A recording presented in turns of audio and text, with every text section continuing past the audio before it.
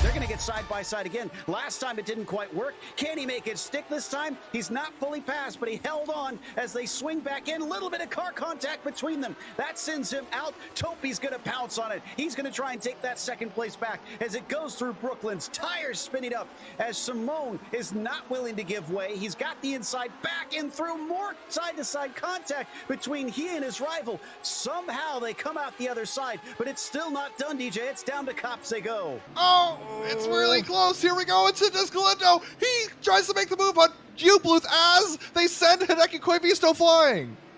Koivisto manages not to hit the wall. I think he's going to be okay, but he's not going to be happy about that. Galindo, he's going for a braking move on Fabian U-Bluth. He's going to send it deep into turn 7. He's going to be on the inside as they head around the corner. He should have the position, but U-Bluth holds out. They're going to go side by side as they go into the S's. Oh, can he get this done finally? Oh. Chucks it in, but he goes a little too deep. Coming back at him. Here comes U-Bluth trying to take this fourth away. Again, this will tie the points lead. If Aitor can get past him, they're going to run together. Little bit of contact, splitting either side of Marco Lay. Who's going to win the battle down into the braking of the hairpin?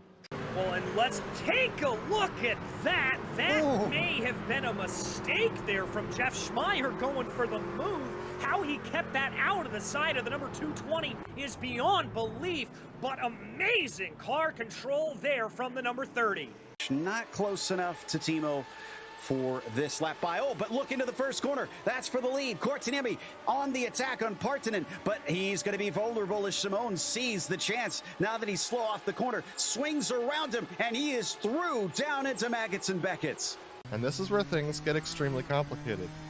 He's going to try and go on the outside, gets pushed out wide into the grass, loses it, and now we're all along for the ride. Whoa! I know there's a rallycross course here, but this car's not made for that. And he got air, all four wheels off the ground, still kept it out of the barrier and brought it back. That's going to likely cause a little damage to the car regardless, but great heads up by the 16. He's going to have to go the long way around the left-handed sweeper here. Is he going to be ahead by the time they get into the braking zone? Are we going to see side-by-side for 2 successive laps going through Moss? Little bit of maybe contact there for Ozowski, bumping and banging and bumping as they exit the corner. Luis Nunez tries to cover it off, then it's going to try and pinch as they go towards turn 1, but he'll get just about what he needs. Oh, he has a big moment in the middle, and up and under, Jukka Tolonen, experience prevailing.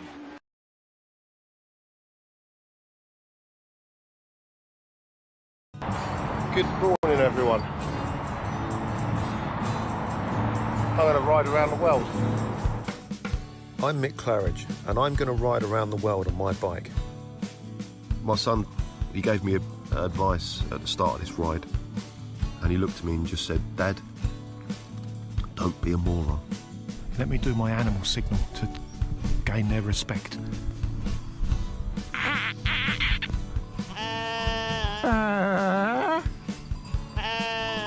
How's it going, Sally? Yeah, I'm alright, Mick. How's it going? Worse than that bit in Lord of the Rings where they got into the top and the spiders in the tunnel. I'm just hoping there's a spider at the top of this one to kill me. Freezing. And I failed. I moroned up the ride.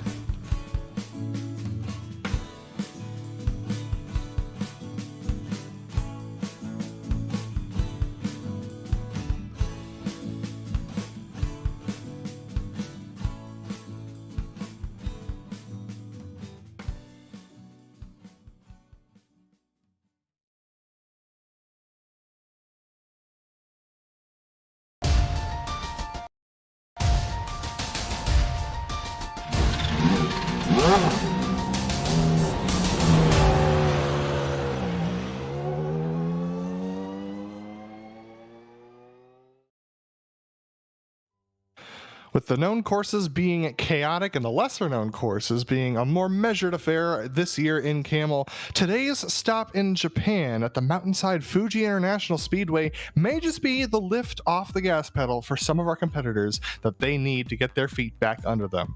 Who will survive the tumultuous, ever-twisting Oyama-based circuit?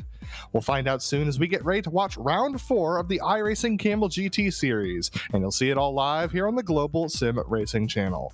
Hi, I'm Adam Lindgren, and with me in the booth is Michael DeTurk. Behind the scenes is our director, Zach Johnson, and he's using cameras provided by Dougie Beard.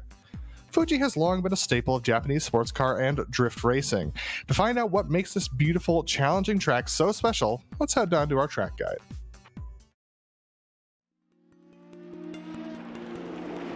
Welcome to Fuji International Speedway. Built right at the foot of the picturesque Mount Fuji and a mere 1.5-hour drive southwest of Tokyo, it certainly resides in a prime location. Having been around since 1967, this place is perhaps most well known for its presence in the classic video game Pole Position. However, its modern incarnation looks nothing like it did back when that game came out in 1982. At just under 3 miles, or 4.5 kilometers, its two layouts have 14 and 16 turns, which is significantly more than what it started with. Without the banking that used to be a part of the first and final corners, its most notable feature nowadays is the front stretch that covers nearly a full mile. The turns that make up the other half of the track make for quite a technical challenge.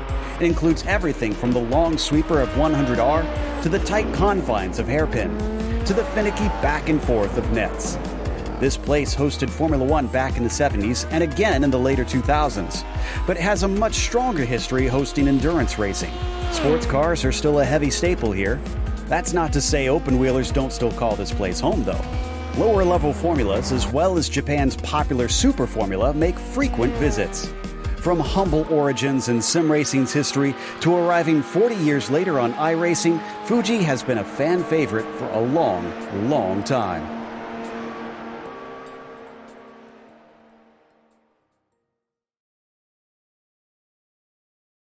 Well, Michael, this is an epic racetrack, and I'm sure it's going to be epic today. Why don't you tell us a little bit about how these cars are going to tackle Fuji? Yeah, Adam. Fuji's a challenge in any car, but especially when you add multi-class to the mix. This 2.79 mile, 14-turn road course really begs you to trim the car out for that long pit straight, but doing that can really make a 100R in the final sector even more difficult. This is a standard length round for Kamel, so we're going to see them battle it out over the next 40 minutes, and it should be an exciting race, but also a test of patience, especially in Sector 3, where those Nissan GTPs can really struggle. You can either get a little too much rotation, or you can get a really bad run out of the corner, whereas the Audi GTOs are going to have excellent drive in those slow corners, so it's going to be interesting to see them mix it up there.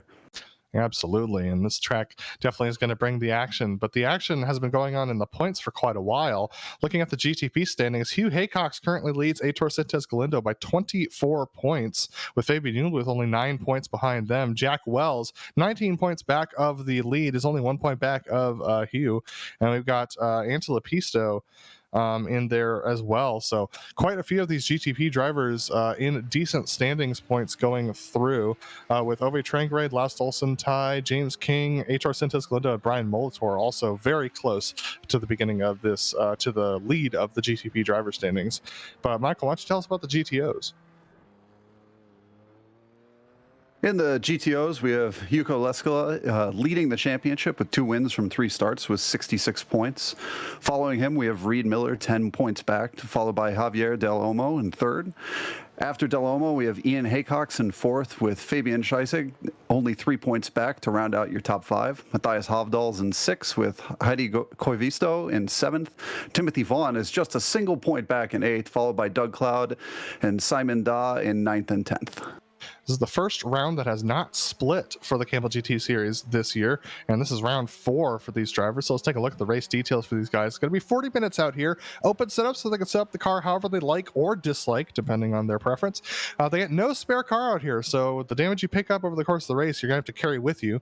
You get drive-through penalty at 17 incidents and a disqualification at 25, though we haven't seen those really cropping up over the course of the last couple of races that much. But qualifying has begun for these drivers right now. Hugh Haycox, our championship leader, is currently out to about a 6/100th of a second pole position lead over Timothy Reed in 2nd. Togo Hisada rejoins us. He's currently in 3rd, with Laust Olsen in 4th position, about 3/10 back in the GTPs. Yeah, that 600 gap's going to be interesting. You know, you get that first lap run down into turn 1, and it's such a long run. And I imagine that we're going to see a variety of downforce levels in the GTPs this week. Absolutely. In the GTOs, it's Javier Del Olmo currently leading the GTO class. I'm looking to see if we have Yuko Leskala here today, and it appears we do. Yuko just has not set his qualifying time. Javier Del Olmo currently leading by 4/10 over Andreas Schuster. Reed Miller in 3rd position, about 8/100ths back of Schuster, and then Ian Haycox 1/1000th of a second off of the 3rd position. And so Timothy Vaughn jumps up to 2nd position in the GTOs with his 2nd lap, but Yuko Leskala, his first flying lap, only good enough for 3rd. Interesting. That's quite a surprise considering the amount of dominance he's put down. I think he has 3 poles from 3 races this season, so that maybe the 2nd lap's going to be the money lap. I'm not sure if there was a little bit of a mistake there. Fuji, for me, always seems like the 2nd lap has a significant amount of speed for it. Yeah, absolutely. So the tires definitely building up pressure and temperature for these GTOs as he comes through this winding right-hander. Such a challenging corner in the GTO as the infamous understeer wants to push you out wide, but Yuko Leskala taking a very tight line on the exit. They're trying to set up for the next right-hander. So yeah, Yuko Leskala, I mean, the lap times, just as a comparison between the GTOs and the GTPs, 12-second difference. So not our widest of the year, but still pretty wide for this multi-class. Now, Yuko Leskala, we're going to miss that chicane there. This is the no chicane layout, and then that takes us straight into the final set of corners before we go onto the straight. Yeah, as he comes up through turns 11, 12, 13, and 14, you got to run it out onto that curb there. I don't care if it's a GTO or a GTP. It's a goal to just barely miss those sausages as you open the wheel up and just run it very nicely out on the curb there, just barely missing the sausage, and make sure you get a good run out of all those corners in the final sector. It's a really careful line because just a little bit too much and you touch those sausages and you're going to pick up damage no matter which car you're in. Yuko's second lap puts him on pole position, 5/10 over Javier Del Olmo. So, as you predicted, Michael, that second lap was a lot better. Yeah, GTPs, GTOs, as you said, everybody picking up a little bit of tire pressure and a little bit of tire temperature. For me, it's lap 2, lap 3. I wish we had 3-lap qualifying because you kind of get that magic point where you've got those surface temperatures hot, but the cores aren't quite, that boiling point yet. And the car just feels really nice and light, and you can really get it tucked into the corner, kind of like, so we just saw here, this driver touching the inside AstroTurf there is the perfect apex point for your second apex through 100R. Absolutely. Taking a look at Seamus Power as he's trying to get his first qualifying lap done. Only 12 seconds left on the lap, but he's got a couple corners to go. I don't think he's going to make it back to the line in time. We currently do have 8 drivers who have yet to set qualifying times, 6 of which are GTPs, 2 of which are GTOs, but the timer is going to hit 0, and that's going to take us to the grid. Today we got Hugh Haycox on pole position with Timothy Reed in second. Alongside him is going to be Togo Hisada and Antti Lapisto in row 2. Ove Trangarade is going to line up in row 3 with Laust Olsen alongside him. Farron Grau is going to start off row 4 and 7th with Fabian Jungbluth in 8th. Aitor Sintez Galindo in 9th position with Renato Postigo in the 10th spot. Martin Kraytrick is going to start off in 11th with Aaron Humphrey in 12th position. Stefan Leslie is going to line up in 13th with James King in 14th. Julian Mendez is going to line up on row 8 alongside Sean Delapas. We got Gianluca Gabbiani on row 9, the last of our folks to make a qualifying time. Seamus Power lines up alongside Gabbiani on row 9. Then we got Carlos Fonseca and Jason Clapper rounding out your top 20 qualifiers in the GTPs. Kurt Clapper is going to line up in 21st with Jose Garcia in the 22nd position, and 23rd is Christian Arribas. But over to you for the GTOs. Thanks, Adam. Lining up on pole again is Yuko Leskala with Javier Del Olmo on his outside. Timothy Vaughn's in 3rd with Reed Miller in 4th. Fabian Seisjek is in 5th on row 3 with Andreas Schuster in 6th. We have Ian Haycox on row 4 with a 134.3 with Jamie Hamill-Smith in 8th alongside. Marc Allais is in 9th on row 5 with Timo Loxi on 10th. Starting on row 6, we have Doug Cloud with Ryan Van Buren in 12th. In 13th, we have Ludovic Alves, followed by Heidi Covisto, Miro Haraski. And in 16th, we have Yvonne Cognard. In 17th, we have Christian Schaefer, followed by Pablo Madrid, Michael Haynes, and Wow Marino. Well, definitely a very full grid for these drivers today. A couple more left, Nicholas LaPlante and Kaj Hansen. Jesse Bodaz rounds out 23 cars. So it's 23 cars and 23 cars. Even split between the GTOs and the GTPs today, Michael. And as we're getting ready to get going, it's a very long run down to the start-finish straight. And it's going to be very interesting to see when Hugh Haycox decides to launch this field. Yeah, if it were me, I would be waiting till the absolute last second. You don't want anybody getting that run behind you down that long pit straight and, really sending it down the inside. I feel like it's better to just hold as long as you can, go just before green, and make sure you get a good shot into one and have the ability to defend. All right, so Hugh Haycox just waiting for that Porsche pace car to pull off and release the field. Hugh's going to get ready to start this thing. The Porsche pace car does pull off. Hugh Haycox is now in control of the field, just waiting a little bit longer. waiting for that Porsche pace car to pull away. I keep forgetting it does not pull away immediately. Now Hugh Haycock's in control of the field. When does he decide to go? He's waiting until the absolute last moment. As he said, he jumps just as they get to the bike start lines, and Hugh Haycock's with a good jump over Timothy Reed. Togo Hisada alongside of Antti Lapisto for that third position. It's going to be very tight for these drivers. A couple more. It's very spread out for the GTPs as they dive into turn one. Lars Olsen trying to go around the outside, but not enough tire pressure. Look at this. Timothy Reed with a good run on Hugh Haycock's. He's going to try and challenge him down into turn three, but he looks like he's going to back off. Let's go to the GTOs. Yeah, behind them we saw Leskala just immediately jump as soon as the GTPs did and open up a huge gap to the rest of the field. Behind them it looks pretty clean. Everybody's had a pretty nice run. We've got a little bit of a too wide there going into Coca-Cola, but otherwise a pretty clean start from the GTOs.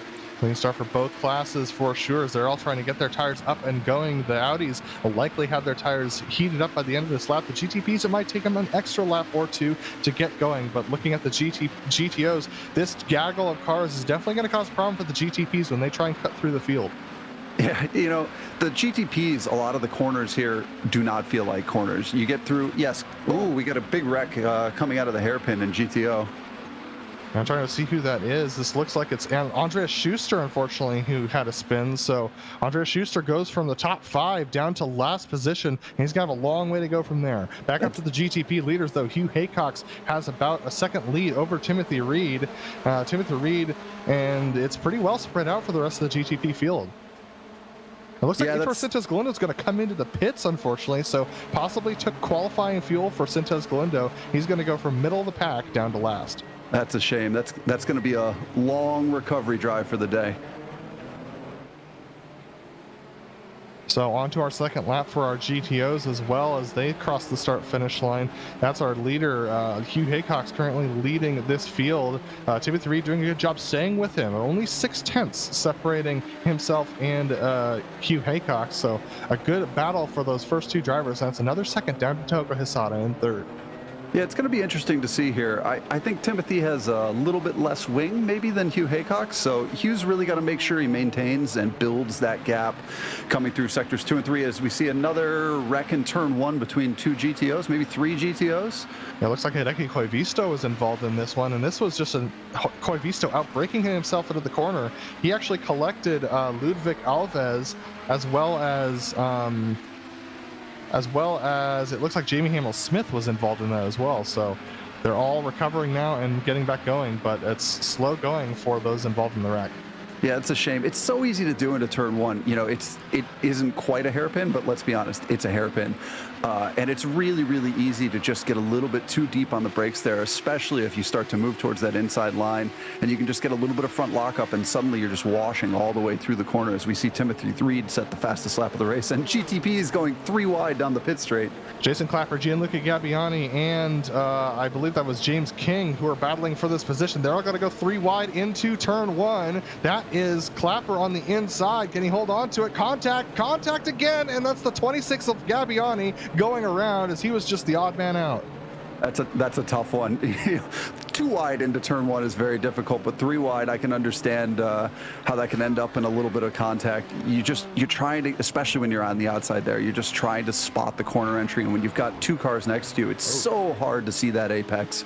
And side by side for 11th position in the GTOs, Nicholas Laplante trying to hold off Rian Van Vuren as he's trying to get going as well. Christian Schaefer trying to hold on to that position. So very tight racing for those positions. And we've had a wreck by Ove Trangarade. Trangarade's around, and so this is following a pattern that we've been seeing in the last couple races of our GTP front runners from previous seasons having trouble early on in the race. Interesting. I see it's right after the chicane turn. There's a little bit of a bump there, kind of on the exit curbing that's pretty easy to catch, and especially in the GTPs or Lotus 79, you see it a lot where you can come through that chicane with just a little too much speed, and even if you miss the bump on the apex, there's an exit curb bump there that can really grab the car and kind of throw it a little bit. So I'm wondering if that happened to Ove there. Absolutely. So Ove definitely having his own moment. Now we're looking at some battles in the GTOs. This is the 45 of the 42 of Kaj Hansen trying to hold off some of the cars. Lots of drivers having a lot of issues right there. That's Christian Schaefer who is going off in the background. Just a lot of side-by-side battling for these GTOs in the mid and back of the pack. Yeah, there's been some really great racing here for the first few laps. A few issues, but really tight stuff as we see 3 or 4 wide behind them through turn 12. So the GTPs have about a quarter of a lap to go before they start hitting the thick of the GTO traffic. So we'll keep our eyes on Hugh Haycox with that going on. Whoa, that was a little bit of contact that caused a little bit of an incident. That's the 18 having a little bit of trouble there. That was, I believe that was Miro Haraski and Jamie Hamill-Smith. They're going to go side by side into turn 1. Yeah, just getting a little bit of a run down there. It looks like is there a little bit of left front damage there on the 18? It slightly looks like it might compromise him in a straight line. Yeah, I think there is. So unfortunately, that's going to be causing his aerodynamic issues as he goes side by side once again. The 22 and the 18 side by side. They're going to continue to battle this out, but we need to take a look at some of the replays from the beginning. Let's start with Michael Haynes. He had his own issue in the GTO class. This was right at the beginning of the race as everyone's going down the front straightaway. And it looks like he's just slow off the line. Yeah, just got a little bit of a slow start there. Maybe, starting in the back, trying to get a good look at where everyone's going and maybe avoid an accident or two. As we see him approaching turn 1. I love the fireballs out to the side of the GTOs. They all look so good. Yeah, absolutely. So that was Michael Haynes just unfortunately not having a good start, trying to get himself going. So yeah, lots of chaos going on for the GTOs there. There you see that late dive. This was from Jamie Hamill-Smith up the inside, and quite a few drivers making contact into turn 1. That was their 3rd time going into turn 1, and everyone just out-braking themselves, unfortunately. Yeah, there was quite a few lockups there, and I wonder if a few of them were just because of the surprise of seeing a car on the inside, or if it was just simultaneous incidents doing similar things. Yeah, absolutely. And then we had this issue here with Ove Trangarade. This was, that's that he bump. did hit that curb, that, like you said, Michael. Yep, that's definitely that bump there. Well, as we come back, our leaders in the GTP starting to hit traffic. Hugh Haycox, the first to hit it. He's made a gap on Timothy Reed about 1.6 seconds, but how much will that gap hold as he gets into the thick of this GTO traffic? Yeah, it'll be interesting to see if Hugh can use that little bit of extra downforce he has to get around the GTPs in sectors 2 and 3, or if he's going to be held back and Timothy is able to close down that gap just because he has a little bit more top end and can get past them a little quicker. So here he is going around the outside of these turns. The GTOs tend to want to drift outward, so just trying to read the traffic. Now he's coming up on a battle here between Hideki Koivisto and Nicholas Laplante. Koivisto pushed wide. Oh, contact with Hugh Haycox. That was our leader of the GTPs, making contact with Hideki Koivisto, 15th in the GTOs. I don't think he expected to see Hugh coming up that quickly. No, I don't think so. And it's a tricky one there because the GTPs, once you get through the hairpin, it really doesn't feel like a corner at all until you get down to where the chicane should be. And then you have to lightly touch the brakes and get through the chicane. But in the Audis, that whole section is still a bunch of corners. Nice battle for P3 in the GTPs between Togo Hisada and Ante Lepisto, as we're riding on board with Laust Olsen, who's tucked behind Farron Grau for fifth and sixth positions rather in the GTPs. Look at this chaos that they've got to go through, riding on board with Laust Olsen right now. Laos looks so calm and cool, and meanwhile I'm sitting here shaking both legs thinking, oh my god, look at all these cars in front of him. Had a little bit of an issue with Renato Postigo, goes from 9th place down to 11th, got a little bit loose on the final corner. But Laus Olsen, how deep is he going to take it into turn 1? You got to be careful because the GTOs have got to get to the apex, so he dives it in. Pretty safe drive there, but taking it very shallow. Look at the chaos ahead of him. 3 cars battling for 3rd position. That's Farron Grau, Togo Hisada, and Ante Lepisto. That was a nice send from Laos. He took it late, but he also made sure he left room for that GTO. You really got to work together, especially in multi-class. Otherwise, it's going to be a bad day for everyone. Hugh Haycox's lead has grown to 3.2 seconds over Timothy Reed. Togo Hisada, about 3.2 seconds back of Timothy Reed. That is your podium. And then it's this battle that we're watching on screen between Lepisto, Farron Grau, and Laust Olsen. Oh, they split him on both sides. That's scary. Fantastic driving from everyone. Everyone just trying to hang on right now. These GTP leaders have cut through. They're into the top 10 now for the GTPs. We have a nice battle for the GTO 2nd position, though, that this group will be coming up to. That's between Javier Del Olmo, Timothy Vaughn, Reed Miller, and Fabian Seischig. You know, I'm used to seeing Timothy Vaughn in slightly higher downforce machines, either the 79 or the GTP, but very nice to see him, the number 15 car, running up there in third in GTOs. It's such a weird transition trying to go from the higher downforce, just throw it in and go cars to jumping in the GTO, and not only having to work through the gearbox, but also the amount of understeer that it has. And we see a big accident. What is that, in Sector 3, final turn? Yeah, it's between Stefan Leslie and Timo Laxiu I believe that was that Hideki Koivisto as well? Yes, it was Hideki Koivisto who ended up getting... So there was a spun car in the middle of the track, and Hideki Koivisto ended up getting into a couple of the GTPs, and that sent him off. It's so easy to spin there in those last few turns. You know, you get a little too much brake on as you've got the wheel turned just a little bit too much, and the car will just come around in those last 2 or 3 corners. Yeah, so we're taking a look at the Timo Laxiu, who ended up making a little bit of contact with another GTP. He's in the middle of the track, and there is Hideki Koivisto going by and getting into the back of one of the GTPs. So Timo actually did the good thing of locking down the car, but there's Hideki hitting the inside wall, unfortunately. Yeah, just an unfortunate series of events there. As we talked about earlier, those GTOs have such good drive through those final corners compared to the GTPs, where you're trying to balance the rotation. As we see another wreck coming out of the hairpin. Julian Mendez and Christian Schaefer, unfortunately, both had Christian Schaefer both having an incident. Unfortunately, just a little bit of miscommunication between the classes there. So now we're looking at the battle for second and third. Absolutely. This is the battle between Javier Del Olmo, Timothy Vaughn, Reed Miller, and Fabian Seischig. And this is our leader, Hugh Haycox, in the GTPs, coming up to this battle for the second position in the GTOs. He's going to have to cut through here pretty quickly as Timothy Reed is closing down that gap. What was 3 seconds, now down to 1.1. There's a nice, careful line there from Hugh. It's so easy to say, hey, I want the inside at Coca-Cola, and have an Audi not see you, and then you just make contact. And there is Timothy Reed in the background. He's closed that gap down to 1.5 seconds, still trying to gain on Hugh Haycox. The only GTO that they have to pass now is Jukka Leskila, about 3 seconds up the road. Yeah, and Jukka's got the fastest lap in GTOs. He's got a 1:33.589 on the board, which is 4 full tenths clear of Javier Del Olmo in second. Oh my goodness, look at this chaos right now. Antti Lepisto and Farron Grau trying to snake their way through this battle for the second place position in the GTOs. As Togo takes the outside line there, that's brave. Well done, but brave. And here comes, that was Farron Grau trying to join in with this as well. Laust Olsen will be along shortly, but this is going to start to break up this battle in the GTOs. You can see Seischig and Reed Miller staying to the right side as we have 2 of our other GTOs, Timothy Vaughn and Javier Del Olmo, on the other side of the track. Everyone just trying to break drafts and stay safe right now. I liked Farron making sure he got over and got the draft on the GTOs while all the GTPs tried to stay to the left side other than him. He got a nice run down the straight, and it's really put him in a nice position to be able to maybe attack here on Antti Lepisto.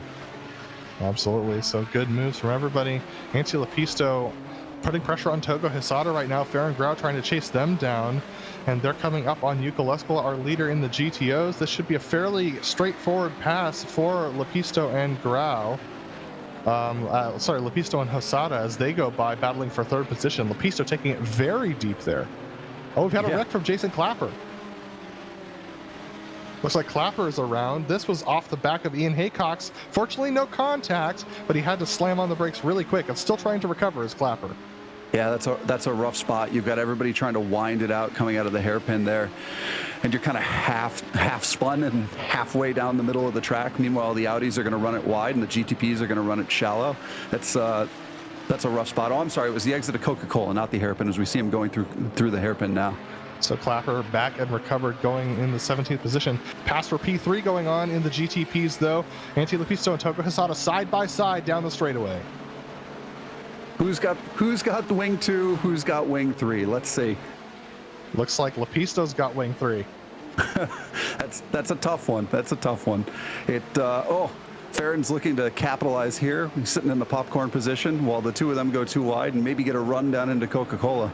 Still side by side, the two of them. Lepisto trying to hang on to the position. Togo Hisada trying to challenge. Lepisto's going to dive across the nose of Hisada with a little bit more wing. He's got a little bit more downforce to do that with. Fair and ground now, trying to look at a way to get around Hisada. He's going to set it dive on late on the inside here. Thinks better of it as they approach Pablo Madrid.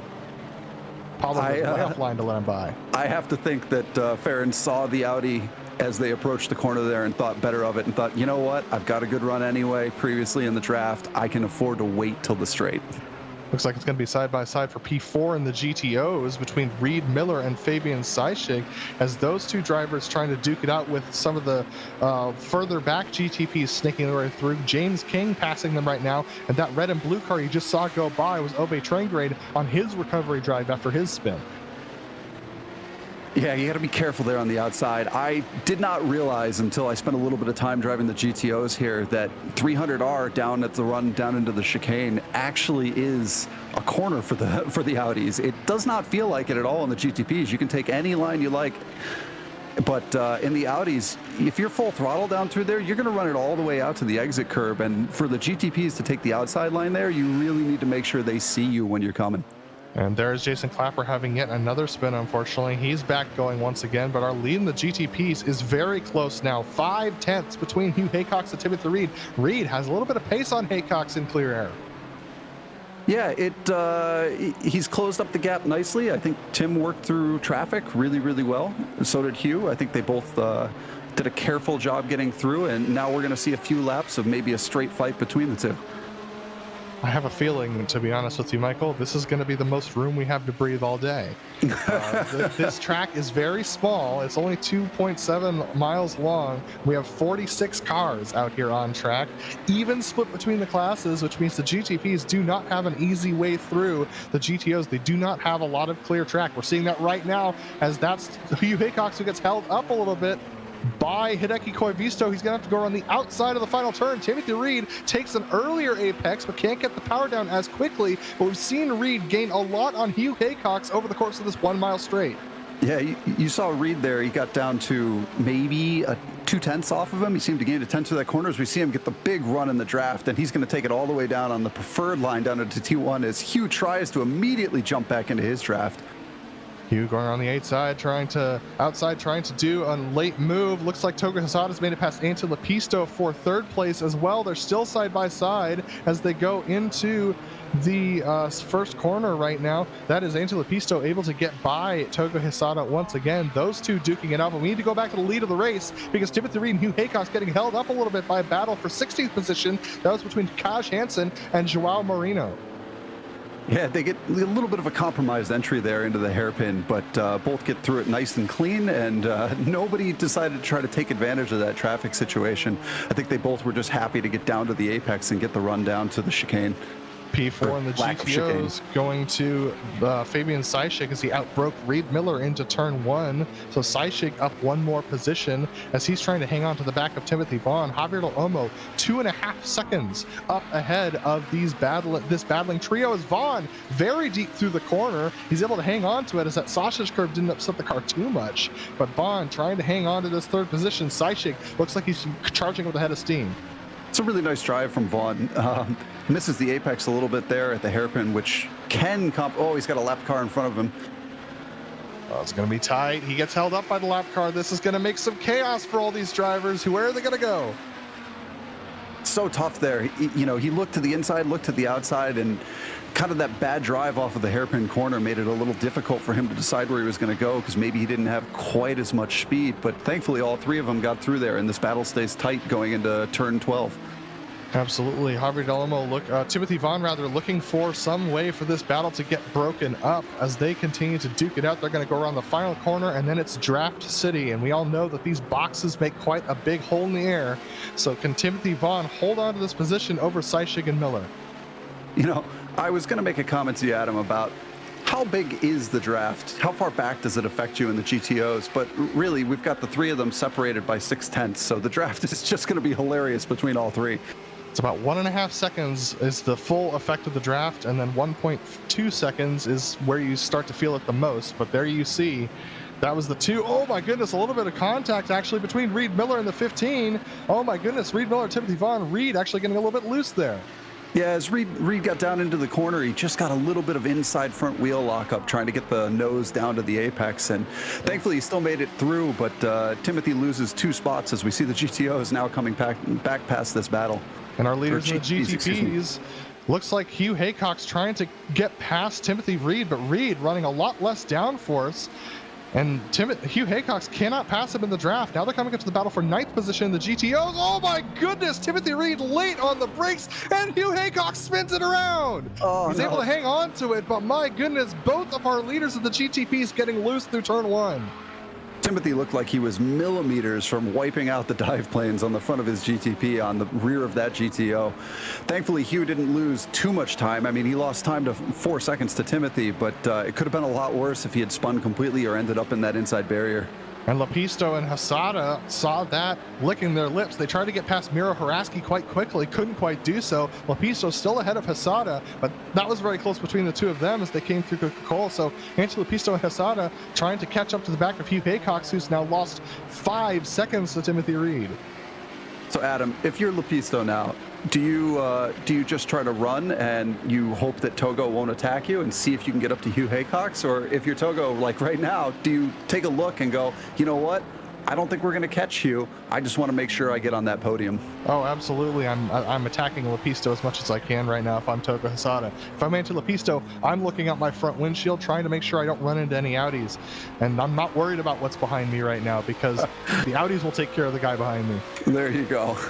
Just a good old-fashioned camel chaos. Absolutely, and we're seeing it in effect here today. Look at this, Farron Grau right on the back of Toga Hasada and Anti Lapisto. We're riding on board with Hasada as he's catching up to Lapisto. Is he going to dive it late into turn 1? Thinks better of it. Probably just about 1 car length too far back to make that dive work. But it's 3-way fight for 3rd in the GTPs. It's also a 3-way fight for 3rd in the GTOs between Seischig, Miller, and Vaughn. And Miller right on the back of Seischig right now for that 3rd position. Oh, Scheissig really gets that inside apex curb where the chicane should be. It's an interesting challenge without the chicane there because you want to try to get as close to that apex curb as possible, but that apex curb is made to be an anti-cut for when the chicane is there. So as we saw with Scheissig's there, he really launched the car airborne as you take just a little too much apex. Our next attempt at the draft pass. It is Reed Miller with a good run on Seischig. Seischig trying to go to the right side of the track, trying to break a little bit of that draft from Reed Miller, scrub off a little bit of speed. But Reed's coming with a head of steam, but he might have to make a late braking move here. Can he get alongside him before turn 1? Seischig goes to the preferred line, moves to the inside. Reed Miller looking up the outside. Is he going to brake later? No. He decides to brake a little bit earlier, trying to do an over-under here, but Seischig able to clip that apex perfectly and hold the brakes and keep Reed behind him. Yeah, Scheissig had a really, really nice entry there. He had just the perfect amount of rotation to get that nose tucked under the brakes and really get back on the power and get a nice run down to Coca-Cola. Absolutely. So as these two continue to battle, these 3 rather continue to battle, just report on our leaders. Timothy Reed leads the GTPs by 4 seconds over Hugh Haycox. That's another 3 seconds back to Angela Pisto. That is your podium in the GTPs. The GTOs show Yuko Leskala 8 seconds ahead of Javier Del Olmo, who's got 3 seconds on Fabian Seischig, and this battle we're watching on screen now. You know, I feel for Hugh. I can't tell you how many times I run just a little bit more downforce than maybe what's typical for the rest of the field, and you end up with just 1 or 2 things that are a mistake, or you hold yourself up a little bit, and you end up behind that guy who's got less wing than you, and then it's just such a frustrating struggle to try to get up even alongside of him when the person in front of you has that little wing in comparison, and you're like, do I just send it or do I just sit here for the rest of the race and hope that he makes a mistake? P4 in the GTP starting to heat up. Togo Hasada getting held up by Doug Cloud and Marco Lay, who are battling for 7th position in the GTOs. This has brought Farron Grau back into the picture, trying to battle Togo Hasada for the 4th position. But Doug on the inside of the corner, he thinks better of going wide through the exit.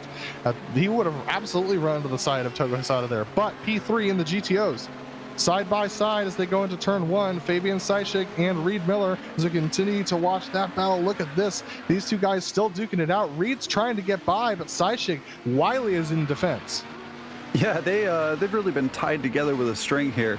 Timothy Reed seems to have lost just a little bit of ground to them, but is certainly still in play if the two of them go side by side even for one corner. As we're going to see Timothy Reed, the leader of the race in the GTPs, coming up on them, making a pass into the hairpin here.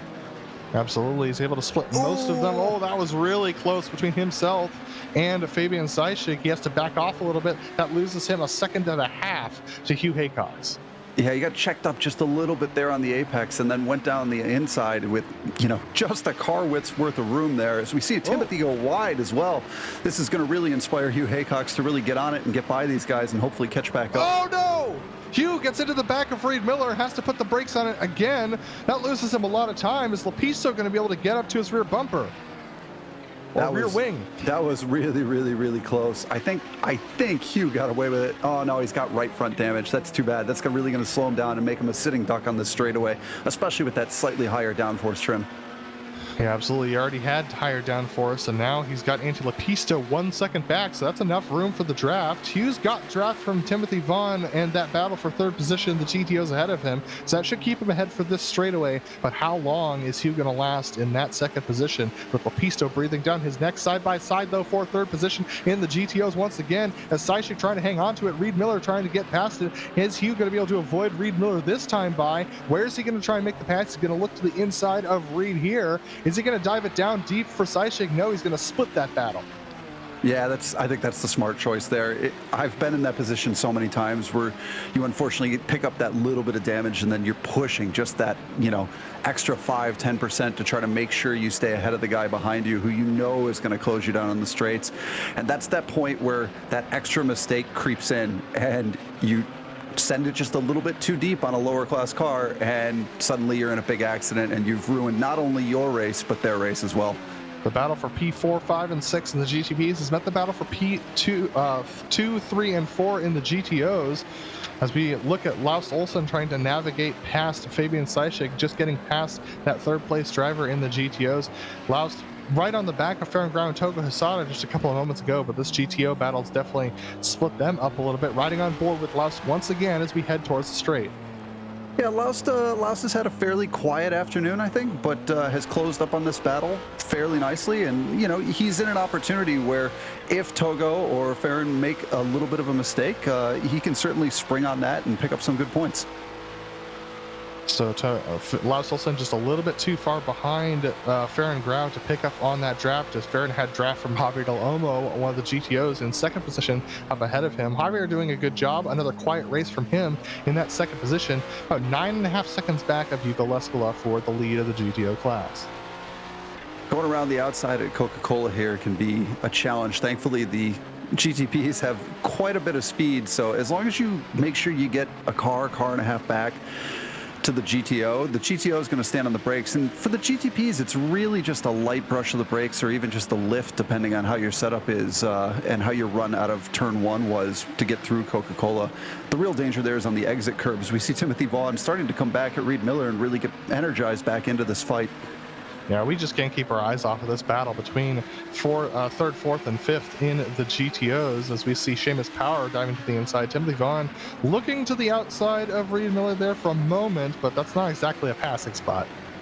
No, that's a difficult one. Maybe just trying to shake him up a little bit and maybe hope that he gets a kind of a bad exit and he can get it through the lack of chicane and get an attack into 11 there. Looking Reed Miller looking up the inside of Seischig, but Seischig goes straight to the apex, cuts off the nose of Miller. That puts Miller slow. Vaughn looking around the outside here. They've got Aaron Humphrey and Ove Trangrade who are battling for 9th position right up behind them. Not a good exit for Timothy Vaughn, a decent exit for Reed, but I think these three are going to be nose to tail by the time they hit turn one. Yeah, I think Vaughn there had to get just a little bit out of it to avoid really crushing over those sausage curbs, as we see Reed picking up the draft, trying to pick up the draft on the GTP and get a run down into turn one. We're going to see this same story repeat itself lap after lap. Oh! Contact between Aaron Humphrey and Ove Trangrade. Humphrey outbraked himself, had a little bit too much rear brake bias, and just nosed into the side of Trangrade. Fortunately, the three GTOs had kept their heads cool, braked a little bit earlier than they normally would have into turn one, and everyone avoided a further incident. Well, Trangrade might have gotten the worst of that. I think we're really lucky that all 5 cars didn't get collected in that. Absolutely. So as they continue to run, they've got Martin Kraytrick tucked in behind them. These three have been in this order for the last 5 laps. We've almost got 10 minutes. Oh, we've got the 46 around, unfortunately. That is Christian Arribas in the 18th position. He's back going once again, but unfortunately just not a great day for Christian. Really easy to do coming out of the final turn, trying to get that power down onto the last straight. As we see him coming into the pits, maybe incident limit or to retire. And here goes Antti Lapisto past Hugh Haycox. Hugh with that front right damage that we talked about, unfortunately affecting him. Antti Lapisto is going to dive to the inside. Hugh's going to go deep on the brakes, but Antti's too deep himself. He takes it too deep through the corner. Hugh's going to be able to get that position back. Yeah, Antti took a pretty narrow line there into one. I think he didn't realize that he already had the move basically done on Hugh and compromised his entry and his exit because of that. Nice battle here between Togo Hisada and Farron Grau. Togo, on the inside there of Hideki Koivisto. They split Hideki, who didn't realize that Togo was going to try and go the inside there. Farron Grau trying to hold on to his position. And here comes Laust Olsen right to join that party. It was really nicely done from all parties there. Terrifying, but really nicely done. It's so easy to get up over that curb or even touch the grass on the exit of Coca-Cola there on the inside of the entry to 100R. And suddenly the car will get a little bit sideways. And when you've got the GTO next to you, it's a recipe for death. So these three duking it out for the 4th position in the GTP class. Laust Olsen trying to hang on to the back of Farron Grau and Togo Hisada. He's got to get a good exit onto that front straightaway. You can see Togo Hisada trying to set up for it. Farron Grau trying to get to the inside of Hisada, take away that apex. But Hisada didn't need the apex to get a good run. But Farron Grau is as close as he's ever been. From the few times I've raced Farron Grau, I can tell you that it is so annoying when you get onto a straightaway and he's behind you because he's always winged out and he always has a nice run as we see him really getting up alongside Togo. Togo's going to have to get over and break deep here as, cut across the nose. It's very tight between Alves and Hisada. That was really close. Alves keeping on the brakes to stay out of the back of Grau. That was really tight between them, but Grau up ahead of Hisada. Can Laust Olsen get by Hisada now? That almost looked like a little bit of a bump draft coming out of turn 1 from the GTO, just urging the GTP to go a little bit faster. And P3 and the GTO is starting to heat up now between Seichik, Miller, and Vaughn once again as they go by Timo Laksu. Here we go. It's going to be very tight. Stefan Leslie's going to try and get by on the inside of Reed Miller. Is he going to outbrake Fabian Seichik? Seichik goes off the apex here. This opens up the door for Timothy Vaughn to try and look to the inside of Reed Miller. He can't do it, though. It was a good job there giving space to the GTP coming through, but it really did compromise Seichik just a little bit there on the corner exit. So Vaughn right on the back of Reed Miller. We've seen this through this corner a couple of times this race. It hasn't worked out for Vaughn to try and make that pass. Here's Christian Arribas who's going to back out of this battle saying, yeah, you know what? I'm not having a good day. I'm not going to put that on anyone else today. Well, you've got that battle for the top 3 that's just, for 3rd, that's just been there the entire race in the GTOs. I don't blame him for backing out and just wanting to watch. Absolutely. P4 and the GTP is heating up again. Togo Hisada trying to late breaker on the outside of Farron Grau. Farron Grau taking it too deep into the corner, getting it loose. Togo Hisada loose as well. He's going to try and swap it over, do an over-under on Grau, but Grau's got the inside line. Hisada does not have enough of a car's length on Grau to try and take away the apex. Here comes Laust Olsen, though, with a head of steam as he took it really well, a really good line through that corner. Now he's right on the back of these guys.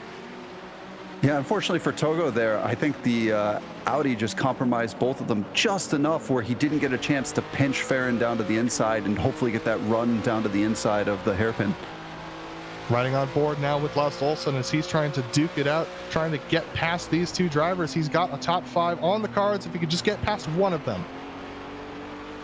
Yeah, as they come through the lack of chicane turn and into turn 11 and 12, it's so easy to get the rotation here just a little bit wrong. Laust gets a really nice run and gets really nice rotation and all the way down to the apex behind Togo. That was beautiful through there.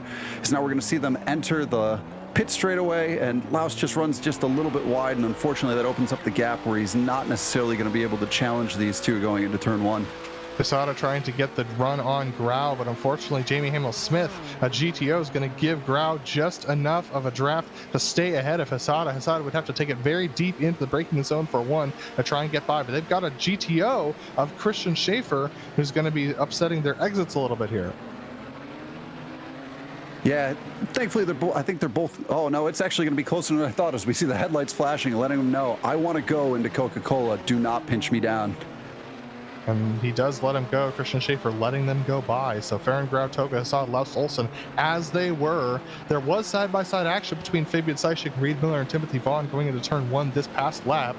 But unfortunately for Reed Miller, Seischig was able to take turn one better than Reed and able to maintain that position for the P3 in the GTOs. We're looking at that battle again as they're going down the front stretch.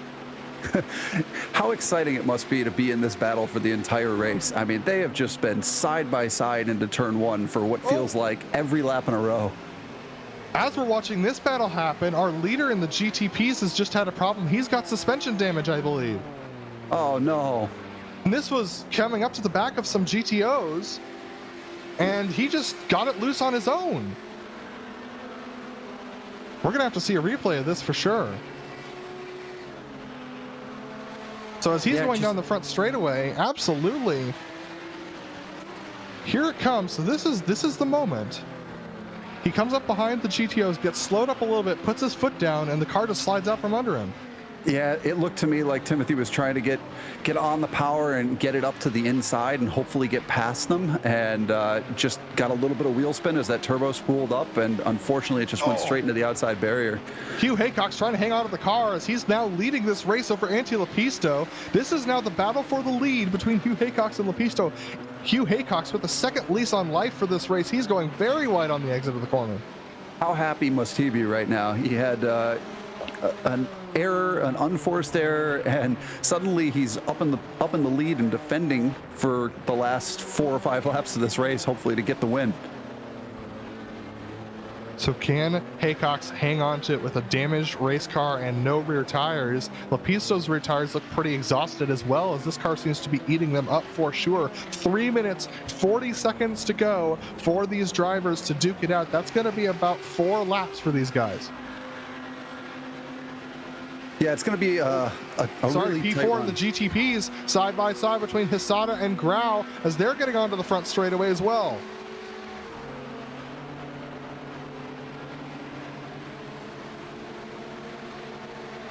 And that's Grau on the left and Hisada on the right. Hisada ducks in behind Grau as they go past Doug Cloud. They're catching up to the back of Timothy Reed, who has that damage. This is now going to become the battle for second position. Oh my goodness, and Timothy Reed, Farron Grau takes it too deep. Togo Hisada is able to get through. Can Laus Olsen capitalize? Yeah, it was a good move there by Togo to make sure he got through and got through clean.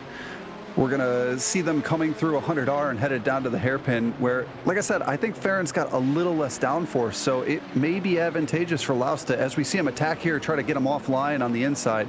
Just doesn't quite have it deep enough, but it's going to be a real challenge for Laus here. He needs to capitalize maybe down into turn 1. That way he can hopefully get a bit of a gap to Farron Grau through sectors 2 and 3, because if he gets on the pit straight and Farron is in front, just in front of him, as we see Farron run wide going through the lack of chicane. And here we go with Reed Miller able to get past Fabian Seischig. This is for third position. He was able to do it before the straightaway. Is that actually going to be the most advantageous move? Seischig not a good run onto the front straightaway. Timothy Vaughn able to duck in line with Reed Miller. Oh, and he gets pushed over a little bit as Vaughn wants to try and come over and take the draft. Reed Miller's trying to manage these two's draft and make them go side by side to one. And the leaders are coming up right alongside them. Here we go. Oh man. That GTP, we see Hugh cut over and really make sure he gets the outside line there as he gets a little loose on exit, and now we're going to see them run down to Coca-Cola. And Seischig and Reed Miller side by side. Coca-Cola's not easy to navigate in a GTO at the best of times. Timothy Vaughn tries to take it up the inside and tries to get by. He's not able to do so. The leader is still Hugh Haycock over Antti Lepisto. It's going to be white flag the next time by. This is the penultimate lap of the race, I believe. We'll see what happens when they get to the line. It might be 2 laps to go. It's going to be hard. Yeah, what a drive from Hugh Haycock to come back from a couple of issues. Grau and Laus Olsen are around. A huge wreck that just happened between the two of them as Laus Olsen was trying to navigate through one of the lap GTOs. That's a shame. So back to the battle for P3 in the GTO class. Still Seischig over Miller over Vaughn. So I think we see Timothy Reed negotiating through them there, trying to make sure he gets through clean, but also trying to make sure that he doesn't interrupt their battle. He still wants to hold on to that podium, though, as he's got Togo about 2 seconds behind him. Can't afford really to get held up or to make a big mistake here. We just got the white flag, I believe, for Hugh Haycox with 30 seconds to go on the clock. So Hugh Haycox trying to hold off Antilopisto, who's flashing his lights, trying to get Hugh to make a mistake here. Just mind games on the final lap only? I would have been doing it about 3 laps ago. Antilopisto's going to have to send everything he possibly can at Hugh Haycox to get him to make a mistake. Hugh's been mistake prone over the course of this season. Can Antilopisto capitalize? I think it's going to be interesting to see here because they look like they're really running very similar downforce trim levels. So we're probably going to see it really close into the final corner as Anti tries to close it up. And if he gets the run out of the last corner onto the pit straight, we may see a side-by-side across the line. Hugh able to hold off Antilopisto to the tune of 5/10, a little bit loose on the exit there from Hugh Haycox. That allows Lopisto to close a 10th. They've got Hideki Koivisto up ahead of them. Hideki's been involved in a couple of incidents with GTPs today. Look at this. Lopisto trying to take it deep into the corner. Hugh Haycox taking it deep as well. Both of them slide their tires. Lopisto slides his more than Hugh. Hugh just has to get a good exit off in this final corner, and he's got the race win. He powers it down out of the corner. Hugh Haycox is going to take the win here at Fuji in the GTPs. What an outstanding drive from Hugh. Just what an outstanding drive to come back from a little bit of adversity and make sure he takes the win and held on with a damaged car. Really well done. And Yuko Leskala has another lap to go, so we'll get back to him in a moment. But Timothy Vaughn and Reed Miller almost side by side off of the final corner. This is for 4th position in the GTOs. Reed just not enough power to get there. I don't believe it's going to be tight as Timothy takes it all the way to the line. It's going to be Timothy Vaughn over Reed Miller. 4th position for Timothy, 5th for Reed. What a race between them and Fabian. Just what a race. You see Timothy had just a little bit of left front damage there, so I'm sure Reed was coming at him like a freight train on that straightaway. Really well done from all of them as well. Yuko Leskala is celebrating his win already because he's the only GTO to have to go this final lap, so he's going to take his screen time and use it to take it to good use. Yuko Leskala known for doing these drifts around tracks like this, and what better place than Fuji, Japan, to be honest with you.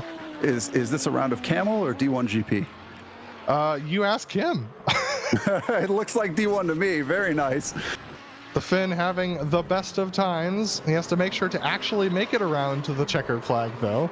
Almost took it off too far off the track there, but Yuko Leskala, he's got plenty of sweeping turns to slide this thing around. Oh my goodness, Yuko. What a great shot. That's a testament to Zach and Dougie right there. That looks great. Really nice camera angle as he's going to just really chuck it in the last corner. Just burn those tires off. Clearly not worried about incident limit or tire wear. Oh man, that's just wonderful. Yuko Leskala is going to take the win here. Once again, a commanding win over Javier Del Olmo. They had about 8 seconds between them before Yuko crossed the line to start this final lap. So Yuko Leskala wins in the GTOs. Oh my goodness, what a race we had at Fuji. Don't go anywhere. We're going to have the unofficial results as well as some interviews for you shortly after the break. Don't go anywhere. You're not going to want to miss this. Good morning, everyone.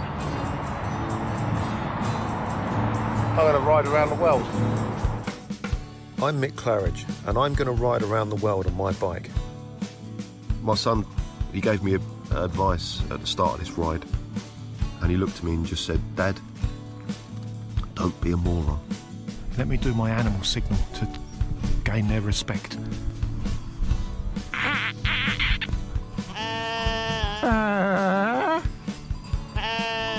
How's it going, Sally? Yeah, I'm alright, Mick. How's it going? Worse than that bit in Lord of the Rings where they go into the top and the spiders in the tunnel. I'm just hoping there's a spider at the top of this one to kill me. Freezing. And I failed. I moroned up the ride.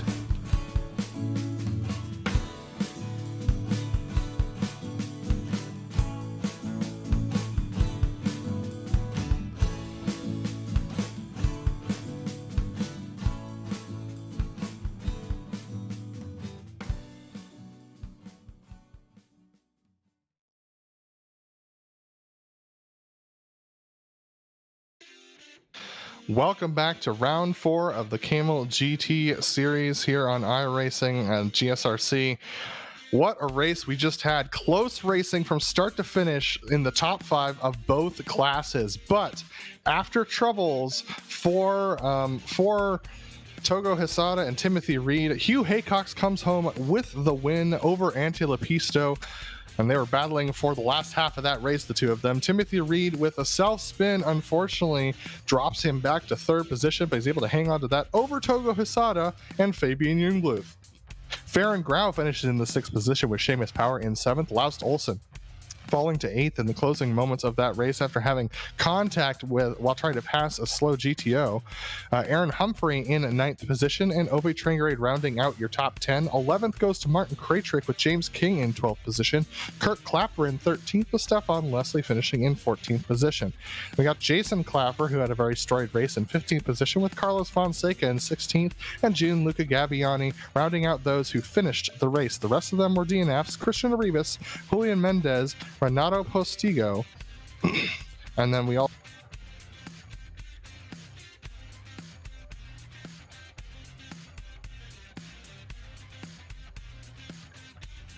Yeah, it was a thriller of a race, Adam. As we see the GTO results, we have Yuko Leskala with the only GTO on the, well, GTO's lead lap, still down from the GTPs, but in 2nd, we have Javier Del Olmo. 3rd, we have Fabian Seischig with Timothy Vaughn and Reed Miller, that just had that outstanding battle between the 3 of them for the last podium spot all day. Followed in 6th, we have Ian Haycox. In 7th, Doug Cloud. 8th, Mark Ole. In 9th, we have Jamie Hamill-Smith. And in 10th, Yvonne Cognard. Following them, we have Mira Haraski, Heidi Kovisto in 12th, Michael Haynes in 13th, 14th is Kaj Hansen, 15th is Ludovic Alves, 16th is Nicholas Laplante, 17th is Yao Marino, and then we have Timo Loxey, Christian Schaefer, and Andreas Schuster 7 laps down. After that, we have Rian Van Buren, Pablo Madrid, and Jesse Boras, who unfortunately was 20 laps down and suffered from an early incident. So to join us in the booth, Jamie Hamill-Smith is going to join us, 9th position in the GTOs for him. Jamie, it was a very interesting race out there. Not a lot of room for 46 cars to get around here. No, it was pretty crazy on those first couple laps. You know, I just wanted to publicly apologize for hitting Andreas Schuster there on the first lap. Missed my braking point, just got into the back of him, and I think that caused a bunch of other problems. It's pretty crazy. I had 16x before the end of the 2nd lap, and I don't really feel like I was being ambitious. It was just really unlucky out there for me. So just wanted to apologize for anyone I got into, but it was a pretty fun race though. Absolutely. And talk to me about the traffic out there, because with an even split of classes, which is something we haven't had this year yet, it seemed like, you know, you guys in the GTOs were able to maintain your battles, but at the same time, the GTPs were able to navigate their way by without too much trouble. Yeah, I think traffic on Fuji is really, really good. There's enough room for the GTO to communicate to the GTPs, and there's enough room for the GTPs to do their own thing, even if there's GTOs nearby, just as you said. So I think Fuji, for the first couple of laps, I've had bad luck every time I've been here, but the rest of the race, traffic seems to be pretty smooth, in my opinion. Well, next time out, we head to a little bit of a different track, but it can feel the same. It can feel very similar. Red Bull Ring is next time around. What are your thoughts heading into that one as a GTO driver? I feel like Red Bull Ring is too slippery no matter what car I use. So I'm just hoping to be able to stay on the tail of someone. It's not really one of my best tracks. Well, Jamie, congrats on a top 10 finish today. Is there anyone you want to thank before we let you go? Just the whole Camel community and everyone for sharing setups in the Discord server there. You know, these races are super fun with the guys that we get to race with week in and week out. Well, thanks for talking to us, Jamie. That was Jamie Hamill-Smith, 9th position in the GTOs. And that's actually going to do it for us today. So I want to give a big thank you to the team today, Michael, Zach, our helper, Joey Atterbury, and also Dougie for the cams. Make sure to check out our social media, websites, and merchandise store, so you don't forget to subscribe to our YouTube channel as well, so you don't miss a moment here on GSRC. Our next race is the Red Bull Ring. That is Saturday, October 11th at 1 p.m. Eastern Standard Time. And be sure to check out our other broadcasts that are listed here on your screen. Until next time, race clean, race hard, and we'll see you on the track.